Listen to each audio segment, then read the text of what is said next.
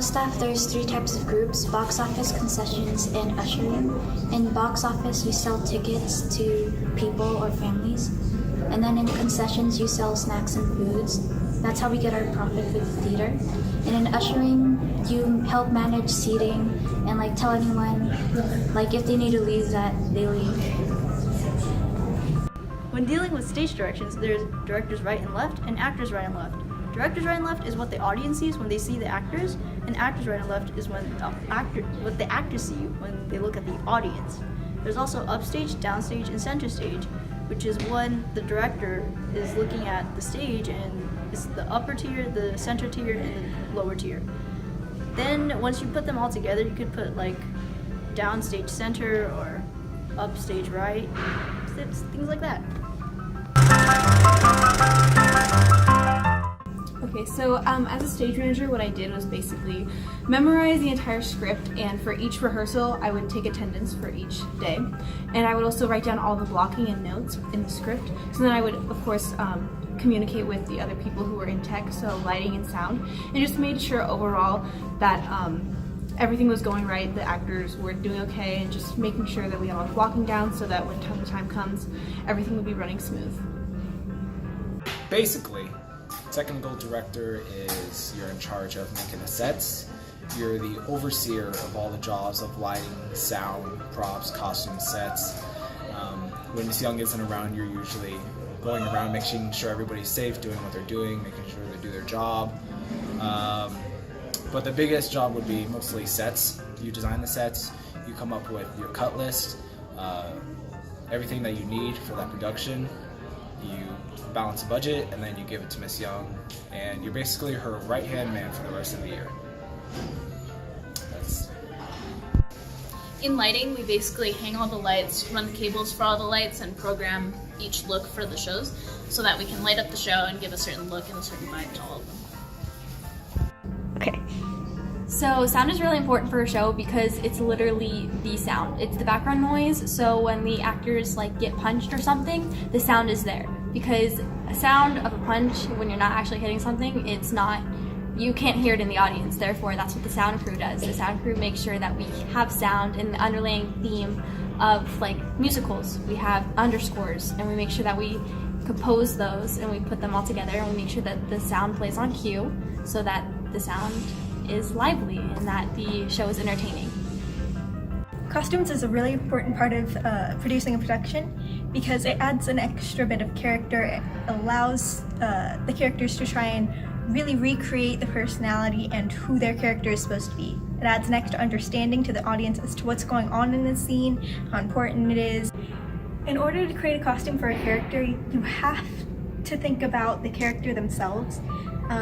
Is their personality loud? Is it more shy and closed off?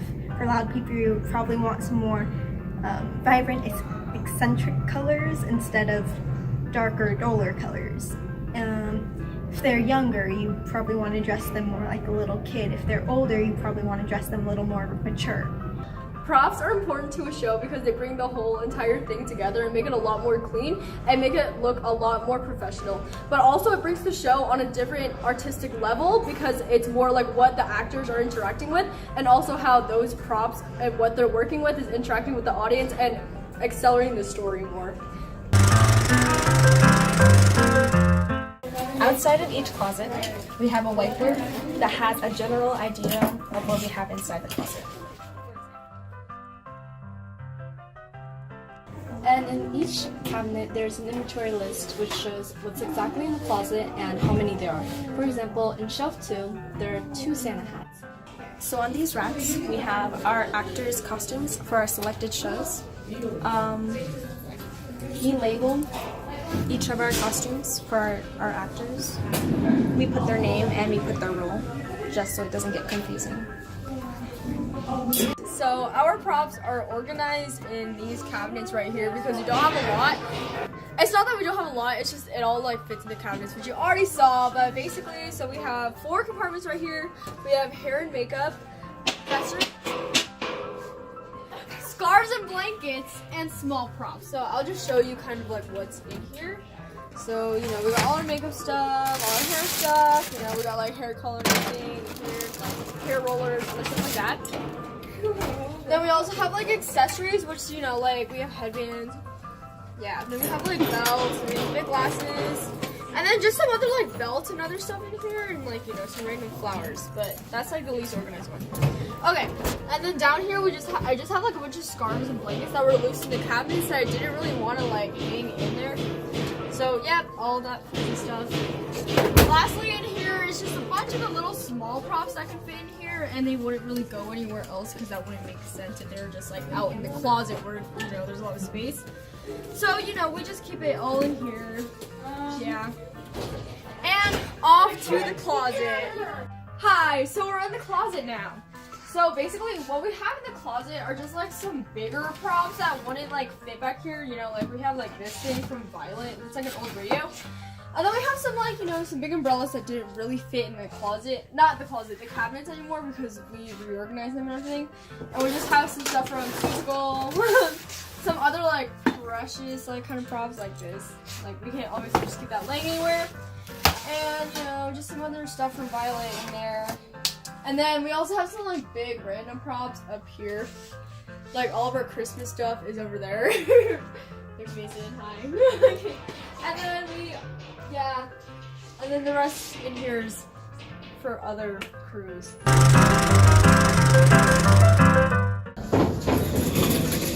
Hello. The importance of props and costumes within the show Mulan Junior. Improvise, adapt, overcome.